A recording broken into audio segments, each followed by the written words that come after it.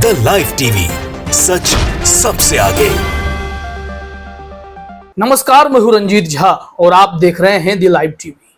बीते 5 महीनों से जल रहे मणिपुर को शांत करने में नाकाम भाजपा सरकार के खिलाफ एक बार फिर से उनके अपनों ने ही मोर्चा खोल दिया है। बीजेपी मणिपुर यूनिट ने पत्र लिखकर बीजेपी के राष्ट्रीय अध्यक्ष जेपी नड्डा को जानकारी दी है कि यहाँ की सरकार विफल है।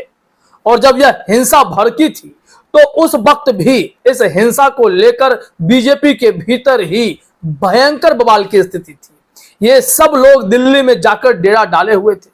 प्रधानमंत्री मोदी से मिलना चाहते थे, अमित शाह से मिलना चाहते थे, लेकिन कोई इन लोगों से मिल नहीं रहा था। इस हिंसा को इग्नोर किया जा रहा था। यह घटना बढ़ती चली गई, कई लोगों की जान चली गई। संज्ञान तब लिया गया जब मणिपुर में महिलाओं को निर्वस्त्र कर घुमाने का, उनको प्रताड़ित करने का वीडियो सामने आया। और फिर इसके बाद प्रधानमंत्री मोदी के भी बोल फूटे।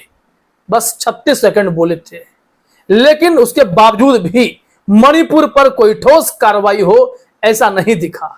जिस भाजपा सरकार के नेतृत्व में मणिपुर लगातार जलता रहा है, उस भाजपा सरकार के मुख्यमंत्री बीरेंद्र सिंह पर कोई कार्रवाई नहीं हुई। बीजेपी के भीतर ही इसको लेकर विरोध की लहर थी। उस वक्त उनके लहर को दबाने की कोशिश खूब की गई। बीरेंद्र सिंह का इस्तीफा भी नहीं लिया गया। लेकिन इस बीच जो अब खबर आई है कि भारतीय जनता पार्टी में फिर से इस मामले को लेकर दो फाड़ की सिचुएशन है। बीजेपी स्टेट यूनिट का एक तबका, एक ग्रुप, एक पत्र लिखकर जेपी नड्डा से कह रहा है कि यह सरकार अभी भी मणिपुर के हिंसा रोकने में नाकाम है, विफल है, कोशिशें भरपूर नहीं है। भले ही आप कोशिश करने की बात कहें, लेकिन हिंसा काबू में नहीं है। क्यों? इस संबंध में क्या कुछ जानकारी है जरा अपने स्क्रीन पर आप देखिए। यहां बताया गया है कि मणिपुर में हिंसा के लिए बीजेपी स्टेट यूनिट ने अपनी ही सरकार को बताया जिम्मेदार। जेपी नड्डा को लिखी है चिट्ठी। इस चिट्ठी में क्या कुछ कहा गया है, किसने लिखा है, यह जानना जरूरी है। तो जरा अपने स्क्रीन पर खबर देखिए। मणिपुर में जारी हिंसा के बीच बीजेपी की प्रदेश इकाई ने अपने ही राज्य सरकार को इस मामले में दोषी ठहराया है। मणिपुर बीजेपी प्रदेश यूनिट ने पार्टी के राष्ट्रीय अध्यक्ष जेपी नड्डा को चिट्ठी लिखी है, जिसमें कहा गया है कि राज्य की जातीय हिंसा पर अंकुश लगाने में राज्य सरकार विफल रही है। यह बातें आज से नहीं, जब से वहां हिंसा भड़की तब से कही जा रही है। तभी तो मणिपुर के मुख्यमंत्री के घर पर भी हमला हो गया। कई मंत्रियों के घर को आग के हवाले कर दिए गए मणिपुर में। और यह सब हो रहा है जातीय हिंसा के रूप में। कुकी समुदाय और मैतेई समुदाय के बीच वर्चस्व की जो जंग छिड़ पड़ी है, इस जंग को शांत करने में यह सरकार नाकाम है। अब उनके अपने भी इस बात को मानते हैं। लेकिन विडंबना यह है कि मणिपुर के इस घटना पर ना तो बीजेपी शीर्ष नेतृत्व कुछ कह पा रहा है, ना ही स्टेट में जो उनकी सरकार है वो ढंग से कोई काम कर पा रही है। तभी तो हाल ही में आपने देखा होगा कि नो कॉन्फिडेंस मोशन जब लाया गया था, अविश्वास प्रस्ताव मोदी सरकार के खिलाफ केंद्र में, सिर्फ इसलिए कि विपक्ष चाहता था कि मणिपुर पर प्रधानमंत्री मोदी कुछ बोले, ढंग से बोले और क्या कार्रवाई करेंगे, कैसे मणिपुर के हिंसा से निपटेंगे, उसको लेकर कुछ रोड मैप दिखाएं। लेकिन मोदी जी विश्वास प्रस्ताव वाले मामले को तो स्वीकार कर लिए, पहुंच तो गए, पार्लियामेंट में आ नहीं रहे थे। और फिर जो बोलना शुरू किया, लंबा बोलते चले गए मणिपुर का जिक्र, आखिर में 2 मिनट, तब तक पूरा विपक्ष बायकॉट कर चुका था। मणिपुर के हिंसा उनके लिए हमेशा से लिस्ट प्रायोरिटी है। मणिपुर जलता रहे, मोदी जी कार्यक्रम में व्यस्त रहते हैं, गृह मंत्री अमित शाह अपने कार्यक्रम में व्यस्त रहते हैं। जबकि गृह मंत्री होने के नाते वो चाहते तो मणिपुर को शांत करने में बड़ी भूमिका निभा सकते थे। हालांकि वो बातें जरूर बड़ी बड़ी कर देते हैं कि हमने पूरी तैयारी करवा दी है, सब ठीक है। फिर भी मणिपुर जिसकी आबादी उतनी भी ज्यादा नहीं है, अगर बाकी राज्यों की तुलना में देखें, बिहार, महाराष्ट्र, इनकी तुलना में देखें, तो आबादी के मामले में मणिपुर छोटा है। फिर भी न ही पुलिस फोर्स वहां सही से काम कर पा रही है, न ही सरकार की कोई रणनीति वहां पे काम कर पा रही है। आखिर कारण क्या है, कहां विफलता हाथ लग रही है, इसको समझना जरूरी होगा। तभी तो बीजेपी स्टेट यूनिट ने जो पत्र लिखा है उसमें सवाल भी तो खड़े किए गए। देखिए क्या कुछ कहा जा रहा है। कि बीजेपी अध्यक्ष जेपी नड्डा को लिखी गई इस चिट्ठी में राज्य की पार्टी प्रमुख ए शारदा देवी के नेतृत्व में 8 नेताओं ने अपनी सरकार पर यह आरोप लगाया है। इतना ही नहीं, नेताओं ने पत्र में पीएम नरेंद्र मोदी से मुलाकात की मांग भी की है। जो ख्वाहिशें पूरी नहीं हो पाती हैं, वो मांग फिर से की गई है। आपको याद ही होगा कि कैसे बीजेपी मणिपुर के नेता दिल्ली में डेरा डाले बैठे थे। अंतिम में मोदी जी अमेरिका चले गए, लेकिन मुलाकात नहीं की, क्योंकि मणिपुर की घटना उनके लिए उतनी प्रायोरिटी रखती नहीं है, जैसे कि उनके हाव भाव और व्यवहार से पता चल पाया। ऐसे में ये लोग चिट्ठी लिखकर आ गए थे, इस बार फिर से मुलाकात की मांग कर रहे हैं। यहाँ बताया गया है कि बीजेपी मणिपुर यूनिट ने बताया है कि मौजूदा अशांति 3 मई 2023 से शुरू हुई थी, जिसे लगभग 4 महीने हो चुके हैं, अब तो 5 महीने मान लीजिए। इस अवधि के दौरान विशेष रूप से आम जनता को अपने दैनिक जीवन में भारी कठिनाइयों का सामना करना पड़ रहा है, लेकिन ये सरकार है कि सुनती नहीं है।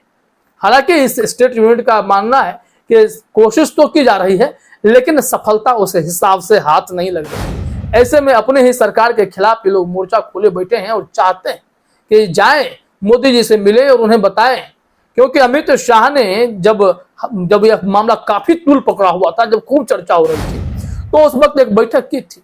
मणिपुर के एक वरिष्ठ प्रतिनिधि को उस बैठक में बुलाया गया था और उन्हें ढंग से बोलने तक नहीं दिया गया कि मणिपुर को कैसे शांत किया जा सकता है, क्योंकि ये जातीय हिंसा है और इस हिंसा से निपटने के लिए एक ठोस रणनीति की जरूरत पड़ेगी।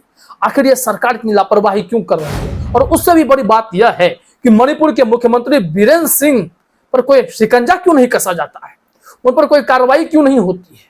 जब महिलाओं के निर्वस्त्र किए जाने की जो भयंकर घटना का वीडियो सामने आया था, तो उस वक्त इन्होंने फोन कॉल पे क्या कहा था कि ऐसी सैकड़ों घटनाएं हो चली हैं, पुलिस के पास रिपोर्ट है। जब आपके पास जानकारी थी तो आपने कार्रवाई क्यों नहीं की? एक मुख्यमंत्री होने के नाते इस मामले पर छुपाकर, इस मामले पर चुप्पी साध करके आपने क्या मैसेज दिया है, ये तो बताना पड़ेगा।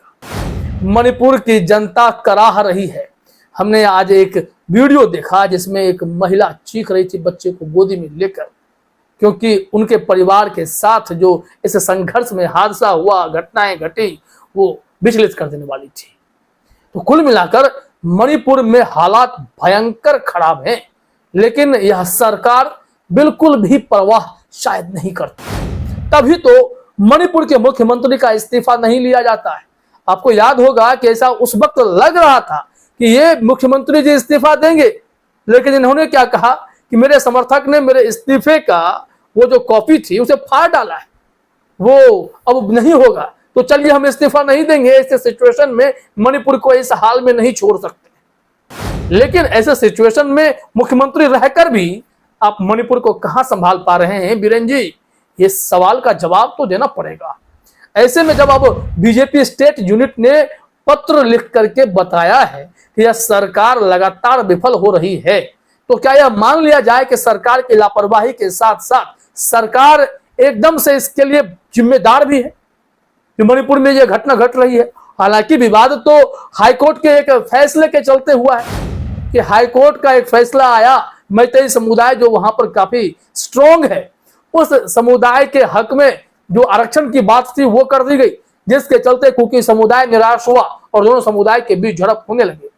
वहां पर बताया जाता है कि जो इलाका है मुसलमान भी वहां रहते हैं, लेकिन वो लोग इस वक्त शांति दूत बनकर सबके साथ खड़े हैं, कह रहे हैं कि शांति ही एकमात्र उपाय है, शांति स्थापित करने में मदद कीजिए।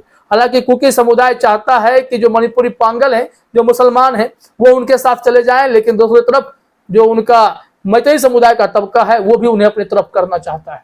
ऐसे परिस्थिति में ये लोग शांति दूत की भूमिका में जाते हैं। उनका कहना है कि एकमात्र हम ही लोग हैं जिन्हें दोनों समुदाय में जाने पर उतना खतरा नहीं होता है, हमारी बातें लोग सुनते हैं। तो सरकार कोई ऐसा मैकेनिज्म क्यों नहीं तैयार कर पा रही कि एक सोसाइटी का गठन हो, एक कमेटी बने जो इन लोगों के बीच का रास्ता निकाले? नहीं हो रहा है। इस सरकार की लापरवाही से जब अब अपने ही निराश हो गए हैं, हताश हो गए हैं, तो यकीन मानिए कि जेपी नड्डा को अब कार्रवाई करनी पड़ेगी। अमित शाह और प्रधानमंत्री मोदी से उम्मीदें शायद स्टेट बीजेपी ने खत्म कर ली है। अब नड्डा जो उनके वाकई में पार्टी के बॉस हैं, जैसे भी हों लेकिन बॉस हैं, अगर वो कुछ फैसला ले तो मणिपुर में शांति बहाल हो। नहीं तो हालात अभी भी गंभीर हो रहे हैं। अब तो आतंकी कनेक्शन की भी बात कही जाने लगी है। फिलहाल इस वीडियो में इतना ही। आप सभी का हमसे जुड़ने के लिए बहुत बहुत धन्यवाद। द लाइव टीवी, सच सबसे आगे।